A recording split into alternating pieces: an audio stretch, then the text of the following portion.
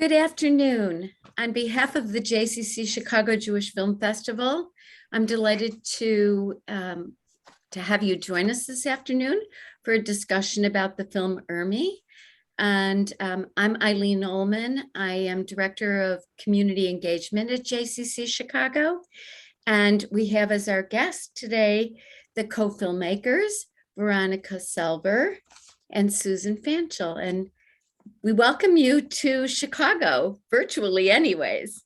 Thank you. Thank you. Thank you so much for joining us. Our pleasure. So I guess my first question would be, did you know each other before you made this film, or did you come together to make the film? Well, I don't dare say how long we knew each other. But let's put it this way. We met in high school and we've been the best of friends ever since then. So it's been quite a while. And we both had sort of unbeknownst to us in high school, had parallel careers in a sense. We both became filmmakers. And so we've had many exchanges with each other about our various films and looking at our cuts, and so we worked together on one previous film. So it's been a long, intimate knowledge of each other and a substantial working relationship. So Susan, you must have known Irmi then. Oh, I did. I met Irmi initially as the parent of two dear friends, because Veronica's sister Irene was actually my official classmate in high school. We were in the same grade, and so I met Irmi when I was a high school student. But because I stayed in close relationship with both Irene and Veronica, I continued to know Irmi, both as her daughter's friend, but also independently. I had many opportunities to spend time with her when neither of the girls were present. Yeah, so I did know her very well. So what was the impetus for making the film? When did you decide that you should create a film about Irmi? And was it kind of a celebration of Irmi? Was it like an ode to Irmi? Homage. An homage, yeah. Well, Veronica began the project on her own without, and she can talk about that, because she spent quite a while looking through old footage and had started to actually make the film before I got involved. I would say that the turning point, it is true that over time I did do a little bit of filming with Irmi, with some of which is in the film, some interviews, some footage of her in her life a little bit, and I never consciously said, I'm saving this to make a movie about Irmi. I didn't really think that, but after she died, I did play around with some footage just to sort of be in touch with her. And it wasn't until a friend of mine suggested that I use Irmi's memoir as a kind of narrative thread, as a structure for a film, that the idea that congealed to actually make a film about Irmi. I thought that was the turning point, that I had a way to put things together through her own narrative, her own memoir, and I did work on that for some time. I did some initial interviews, which are in the film, and I started putting it together. But I knew in the back of my mind that I would want to enlist Susan to work with me. it was very clear to me that I both wanted it and needed Susan, and at a certain point, that came together. I mean, I would imagine this was for you, this was a very personal project. Yeah. So I think I can only imagine that having Susan there, somebody who knew your mother, but who knew her from a different, in a different way, and, from a different perspective, the perspective that Susan brought to it would be a balance to your own. Absolutely. That's absolutely true in terms of sort of the emotional equilibrium. It's also true that Susan is a superb filmmaker, and that I anticipated and relied on filmic solutions, that filmic ideas and solutions that Susan was able to bring and that we collaborated on together. So there were both aspects, which were, each one was crucial. The emotional closeness and trust that I had, deep trust in Susan, her distance, indeed, that distance, and then her filmmaking gifts. And was your sister on board with this project?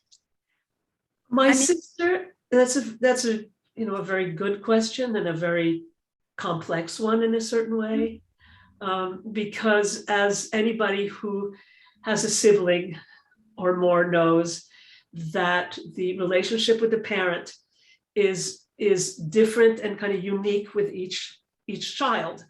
And so in some respects, my sister did feel that this was my understanding of Irmi. She has her own, but I think that, first of all, I think she participated beautifully in the film, totally open to being interviewed, and did a wonderful interview, and a very warm, thoughtful, candid interview in the film. And that she was particularly on board, if I can put it that way, particularly pleased and when the film was done. I think she felt we really represented, or she could deeply understand Irmi through this film of ours. So, but it's a very good question. I mean, your siblings, you love each other, but obviously, like you said, each child kind of perceives that relationship between your mother and themselves, and differently. Yeah. And I mean, just to add one little thing, which is that I interviewed both of her daughters, my nieces, whom I love deeply, and in the course of making the film, we were not able to place them all along the way. We wound up making a kind of chronology and place them where they fit in. And I think probably at some point, Irene would have been happy if there was more of her daughters in it. But, that's neither here nor there. And she accepts the filmmaking structure that we chose. Well, and a large part of your mother's life took place before they were born. And so to me, that made perfect sense. Like, I love that it was a chronology. I think your mother's memoir was such a gift, such an incredible gift. Couldn't have been easy to sit down and write it. And, but an amazing gift to you, and, something you should cherish. So tell me something. You have this memoir. How do you decide what you're going to include and what you're going to cut? Mm-hmm. Well, Suze, you want to talk about that? I can talk about it a little bit. Well, there was, let's say that certain obvious things that we wouldn't include were details that were very familiar, very, very much about characters and specifics that were not of great relevance to the over arc of the story. In other words, the the cast of characters would have and the details would have been distracting. Mhm. So that eliminated, and if you knew Irmi and you knew all the people involved, then you would follow along and you could read the narrative. But for the film, that became an obvious thing that we wouldn't include. But even then, some of the choices had to do with what we could most bring alive in visual terms, what we could most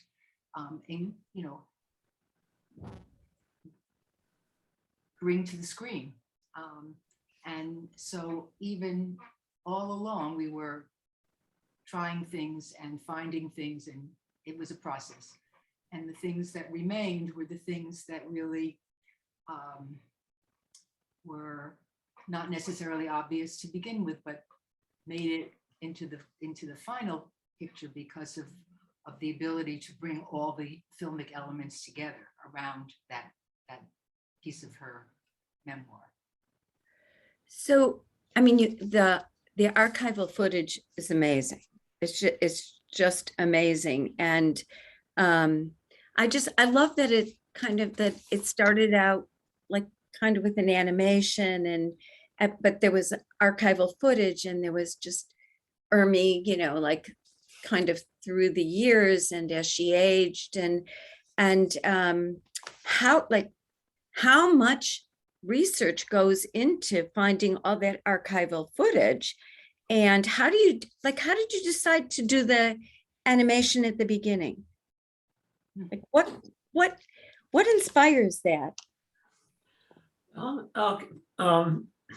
It was Susan's idea, so I should really let Susan go through with it. But I'll start by saying that that we had a very nice piece of footage from one of our interviews of a friend who described Irmi's apartment, and she described it very, very tangibly because she is a painter and she's very visual, and that just seemed like a beautiful opening. But we had no images of that.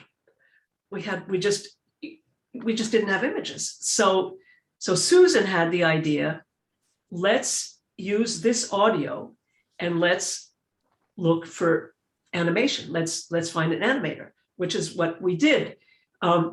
You want to talk about the switch from Lucy's audio to my own? No, well, I would just say that, there's so many layers of process that you go through with making a film, and beginnings are always difficult. Beginnings and endings are notoriously difficult. And one of the reasons why the description of coming into Irmi's apartment in New York remains such a kind of, it took hold as a wonderful way to come into the life of this woman, is because as you unfold the story, you really find out how important Irmi's environment was to her. I mean, each of the environments, her home in New York City and her Cape Cod house, really reveal a lot about her. It's not just that they're nice, they really bring you into a life. And then you find out that in the life that she had in Germany, there are these pictures that remain of that life. And so coming into the New York City apartment, which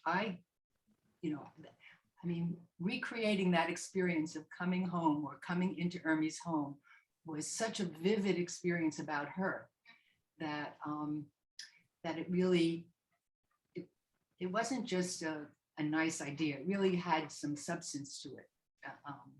And so as it became the opening of the film, it really became a way to have Veronica also enter into the story, because she's an important part of the story as well, and an important narrator of the story.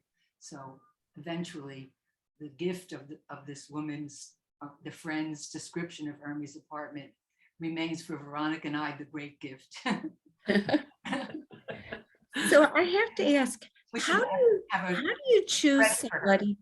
How do you choose somebody to give voice to your mother's memoirs? Well, that's a good question, because we asked ourselves that same question. We for a long time, I should say, and this is actually before Susan came on, I was my mother's voice. In other words, I wasn't yet my own voice. I was my mother's voice, and I read her memoir, and I felt very close to that reading, because I felt I really understood the text, and mostly I understood the subtext. I know how my mother would have said one thing and really meant more by it, but just sort of left it there. I don't know. I just thought, oh, I'm doing a great job here.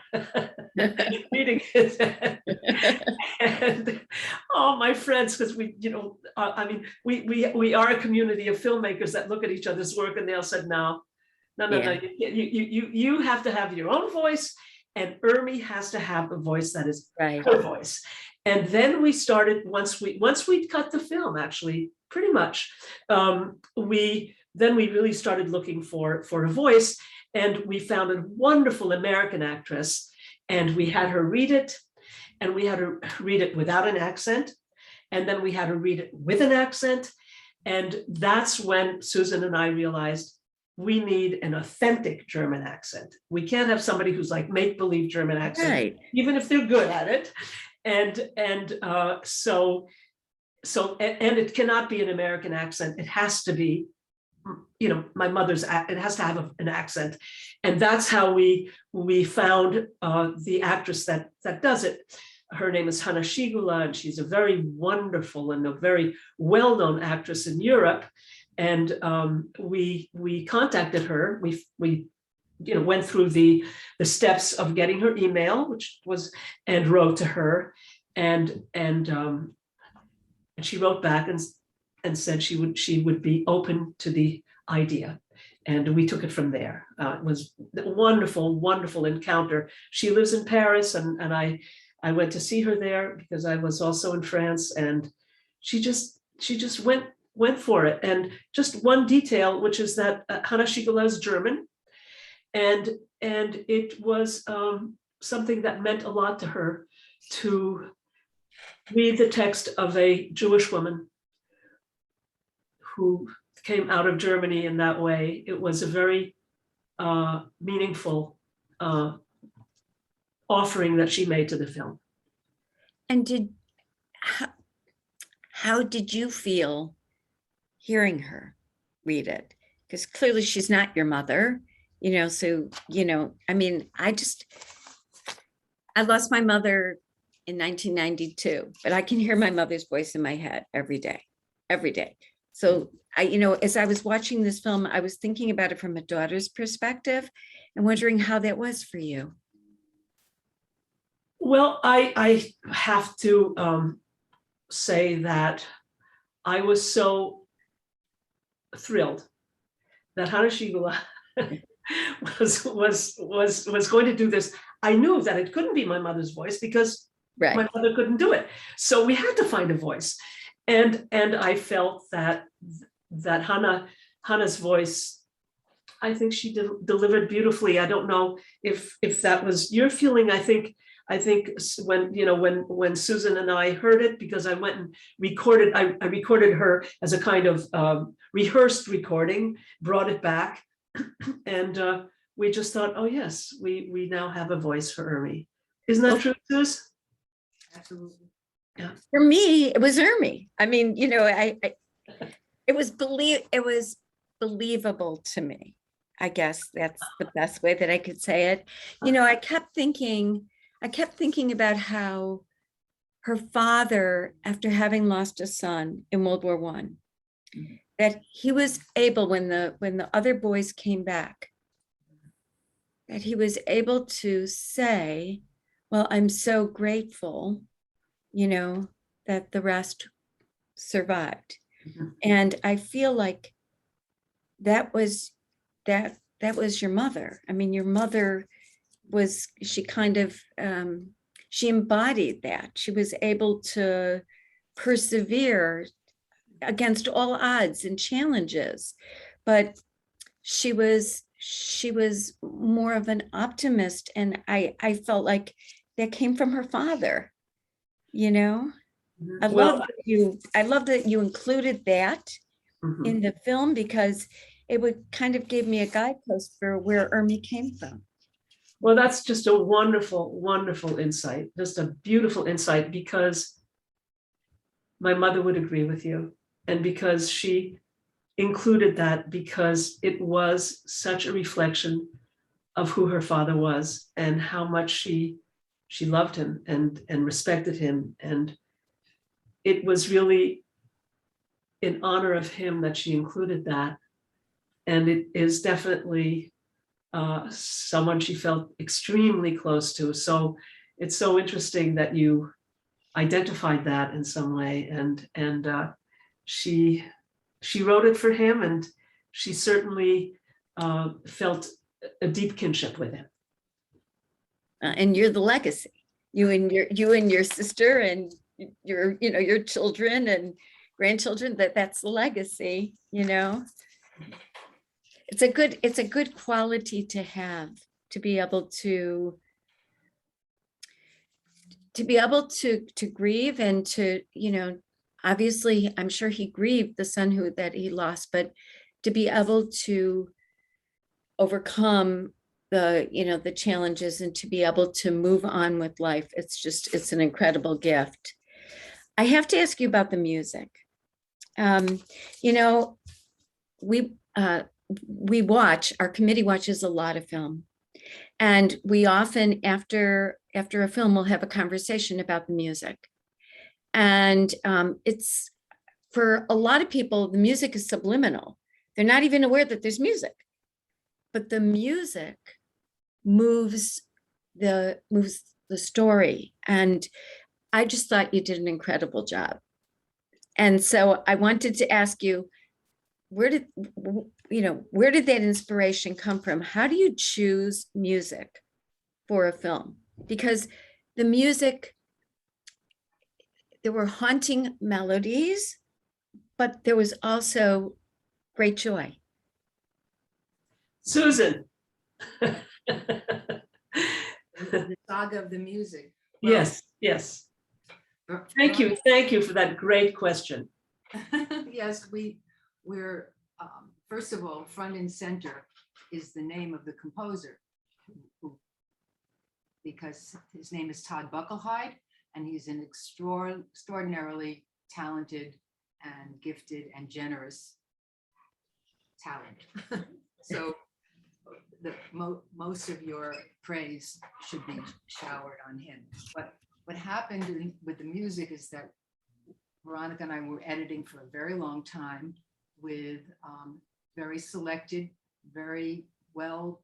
I mean, we thought about every single piece of music that we placed in the film. They were all existing pieces that we took from libraries and mostly classical music, but a few very esoteric pieces as well that were not, your ordinary pieces of music. And it was really very late in the process that we made the decision that a composer would really be able to do what all of these fragments of music would do, but give it a cohesiveness that was lacking from just the mix of pieces that we had chosen. So he very much reflected on our choices. He very much collaborated with us. He really responded to Irmi's story. And we are thrilled with what it was like, here we'd been working on the film for a very long time, and suddenly it was like it was really reborn and really became the final film once we had his music in. And just to add a little tiny bit to this, and again, to show what a collaboration can do, not just the musical collaboration, but as I mentioned earlier, I was attached to my own reading of Irmi's memoir, and then I was attached to the music that we placed in the film. And I said, but the music is terrific, and Susan is the one who said a composer will be able to pull it all together? Will it be able to unify the story in a certain way? And I had really never worked with a composer before, while Susan had. And so that was, a huge gift to me, this introduction of composer. And Todd was just a total marvel. And we worked quite closely with him. I mean, the good fortune we had, and is that we did not have, I say good fortune, but we did not have a deadline. We worked hard, but we were able to really finesse, really work with Todd, really say, well, no, it's not quite that. We had leisure, and it was a very, it helped the creative process quite a bit, I would say. I would imagine that it would, because I know that's oftentimes budget, just, like that's all driving a project. And so to have the leisure to be able to do it and to perfect it, it was just beautiful. And I felt like the music added so much to the film. And like I said, I've watched this film several times. I watched it originally, then I watched it again when we uploaded it. Then I went back and watched it again today. And because I wanted it fresh in my mind. And every time I watch a film, I'm aware of something different. And when I was watching it this morning, I was thinking about the music. So We'll tell Todd. We'll tell Todd. Please do. I think you made a good decision. How long did it take you from, let's do this, I want to make a film, to the film festival circuit? Like, how long does that process take? Because I think people are curious about that. Well, I think we should gauge it from the time that Susan and I started to work together. I mean, I did work on it for about for over a year on my own, I'm sure. Maybe longer, but that includes going places for the interviews and not really cutting it yet, but just sort of gathering elements. And Susan and I worked together for a good 4 years. Would that be true, Susan? Well, from the time we started till completion, because in the last year was affected by COVID and the travel difficulties. So maybe 3 years. But maybe 3 years. Yeah. Editing. Yeah. We that wasn't full time 3 years, but over 3 years, because we live on different coasts, and so there would be interruptions, and and I usually it wasn't your typical. It was not your typical. Yeah. Post-production. And part of it did have to do with the fact that we're such close friends, and we were able to sort of fit in each other's schedule. And so it was a little bit particular, and I don't want to make it seem as if all of projects are that easy and without deadlines, and because it's hard work making a film, and I admire so much people who continue to do it. Me too. Me too. As many films as I watch, I'm in awe of the process. And, and I guess the thing that really, I'm always thinking about, what did they cut? What was left on the floor, and what, and what made the movie, and how those decisions are made, and what drives those decisions. I think you're no less an artist than the person who paints a canvas, or takes a photograph. I think it's an amazing art. I think an important thing to say about it is that it is a process, and editing is a crucial part of the process, and things happen along the way. In other words, it isn't as if you have everything preordained decisions, take this out, put this in. No, you work along, you move along, things come and go and transform. So, you know, it's not magic. It's just process. I want to, at this juncture, I just want to say, if anybody has any questions, please put them in the chat and I will ask the filmmakers for you. We do have a few questions that have come to me directly. So Susan Stauber has asked, did Irmi always have that zest for life that was portrayed in the film? And she wondered if your family still owns the home that she bought later in life in the meadow. To answer the latter part, yes, indeed, we own that house and we enjoy it every summer. It's a summer house, and now my niece's family comes there with my niece with her two children, and it's very much a very alive and very much continues to be Irmi's house. We call it Irmi's house, and it has. She emanates, you know, in there. But yes, we have that. And did Irmi always have a zest for life like that? I think it was both a predisposition and I would say a will, a form of will. She in a sense asked that of herself and was able to find ways of continuing to be alive and receptive and responsive and open. I think it wasn't just sort of like that. It was there was some real thoughtfulness put into it. I don't know. What would you say, Susan? Well, you know, I think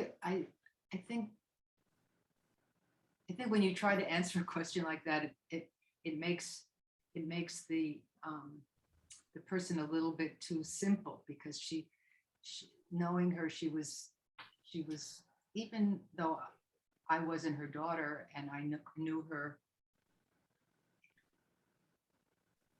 I just think of her in complex terms. So she wasn't always with a zest for life, but that certainly was something that ran through her life. I mean, there was a consistent spirit to her, an openness, a willingness to be present, a generosity. She was a very warm person. So that all of those qualities were mixed in with that zest for life, you know, and she also could be very critical and had a certain way of, I don't know, you know, just, but I'm running out of.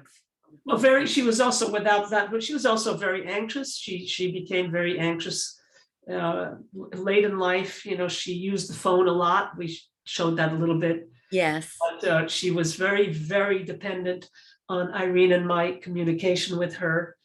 And in my case, I was living in California. My mother was in New York. And, you know, they were just, the amount of phone calls were just legendary. And Irene saw my mother a lot. Irene saw Irmi a lot. So of course she was a complex creature, but the zest, I think, as Susan said, was always woven through her being. So let me ask you, what do you want people to take away from this film?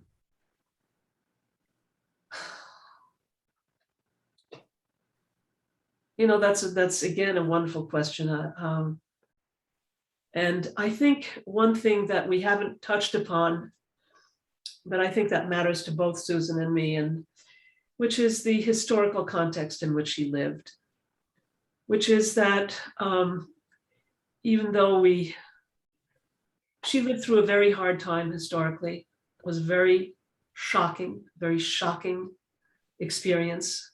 Mhm. as a German Jew, to suddenly be on the outside, to be, for lack of another word, I mean, just totally persecuted, exiled. And I think that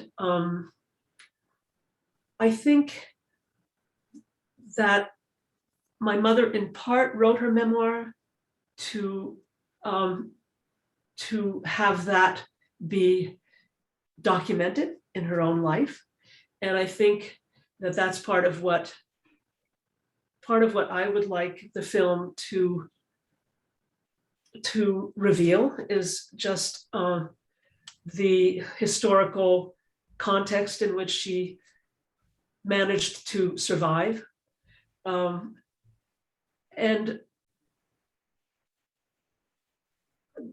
I would say that I would say that I want it to be felt that she experienced terrible pain, and that pain was historically based, historically driven, if I could put it that way. So that's important to me. I think it was important to her. And I think the film tries to address that. Definitely does. And what would you say, Susan? Yeah, I don't think we ever once said, this is what we want people to get out of this film. I mean, that we were driven by a message. I think we were very much trying to be true to this person and to her experience, and to reveal that with the hope that certainly in the course of making the film, I was very moved by her. I mean, just because that's your subject doesn't mean that you are apart from feelings about it. So as I was feeling, a whole lot of different things, I wanted to share that with other people, but not ever with, this is the message of the film. We felt that through the veracity, or through the authenticity of her experience, people could be moved by that. That's how I guess I would express it. Thank you. So Karen is asking, first of all, she says it's a wonderful film, which it is. And she's thanking you both. And her question is, during the process of the filming, were there unexpected challenges that you faced? And if so, could you talk about those things? And what were some of the surprises along the way? And she thanks you for the film.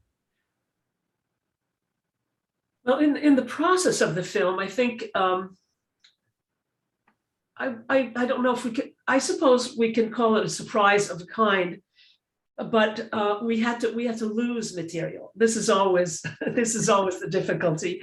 And when I say lose material, what I actually mean is lose some of the interviews. In other words, I'll give you an example. Just an example, because that way we interviewed a delightful person who worked with my mother, I call her mommy, who worked with Irmi as a secretary when my mother was a secretary, and because we wanted to somehow include her work life, we also interviewed a wonderful man who was a client of hers when she was a masseuse.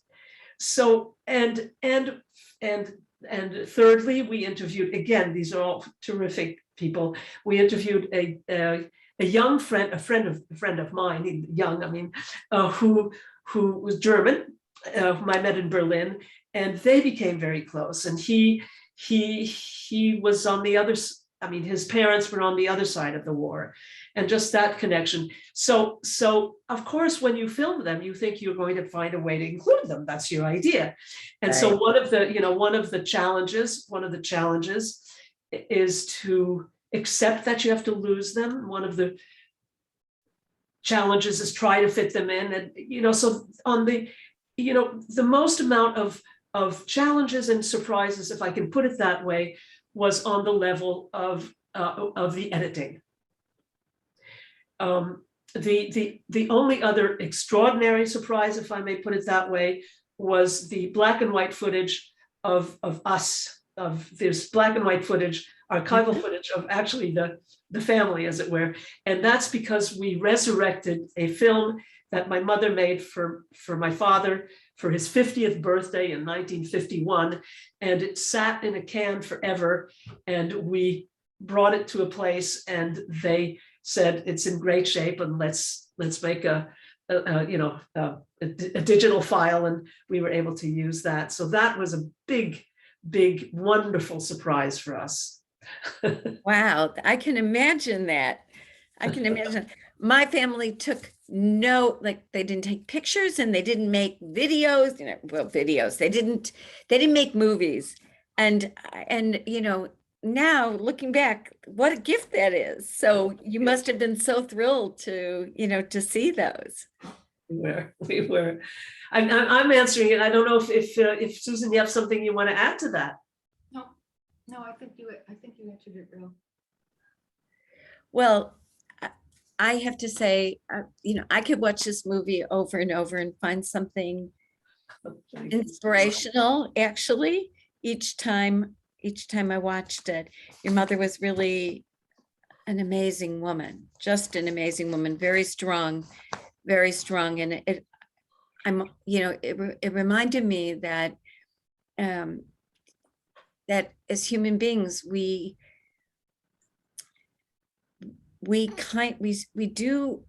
while we don't have total control over our destinies, we do have control over our choices often and how we move forward with what life has given us. And your mother was an inspiration. She truly was. So I want to thank you very much for the film. You just did an awesome job. And I think everybody who watched it truly came away more enriched from having seen this film and learned from your mother. So thank you very much, both of you. Thank you. It's really wonderful. Great questions. Wonderful. Thank you. And thank you everybody who was on this Zoom and for joining us for the film. And just to remind you that next week there are two films, The Conductor and Jerusalem, The Incredible Story of Ethiopian Jewry. And you can visit our website at jccchicago.org for more information. And if you just didn't find the time yet to see the film, you still have until 11:45 tonight to watch the film. Go watch it. Everybody have a wonderful evening. Good night. Thank you. Bye-bye. Bye-bye. Bye.